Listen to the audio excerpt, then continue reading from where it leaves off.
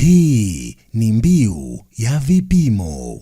Kwenye maonyesho ya Nane Nane kitaifa yanayofanyika katika viwanja vya Suguni hapa Dodoma, leo tumebahatika kutembelea banda la halmashauri ya wilaya Ilamba ambako tunakutana na wajasiriamali ambao wanazalisha bidhaa mbalimbali. Lengo letu leo tuleta hapa ni kuweza kuangalia ufungashaji wa bidhaa walizozifungasha na namna ambavyo wanaweza kuziboresha hizo bidhaa zao ili uweze kukuza soko za hizo bidhaa na hatimaye kuongeza ufanisi katika uzalishaji.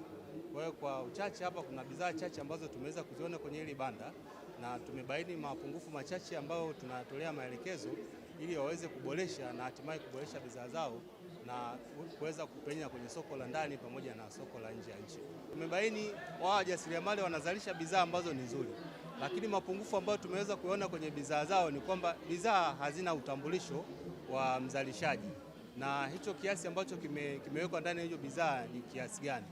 Hayo tunaona ni mapungufu katika kuweza kulifikia soko la ndani na nje ya nchi. Sasa maelekezo ambayo tumeweza kuwapatia ni kuweza kuboresha kwa kuongeza hizo taarifa za wazalishaji na kiasi cha bidhaa ambacho kiko kwenye hizo bidhaa zao ili kuweza kukidhi matakwa ya soko na hatimaye kukuza biashara zao. Mafundisho kutoka kwa watu wa vipimo, bidhaa zetu zinakuja bila log. Kwa hiyo uuzaji wetu unakuwa tabu kidogo pale mtu anapotaka kututafuta tunapatikana kwa njia gani.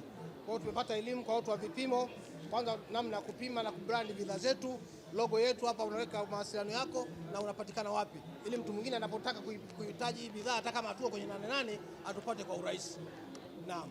Kwa kweli elimu ambayo tumepewa na watu wa vipimo imetunufaisha sana. Kwa hiyo panapokuwa na uhai mwakani hatuwezi kuleta bidhaa ya namna hiyo, tunaleta bidhaa ambayo imekamilika kila kitu. Kwa mawasiliano yetu na logo yetu itakuwa imepatikana.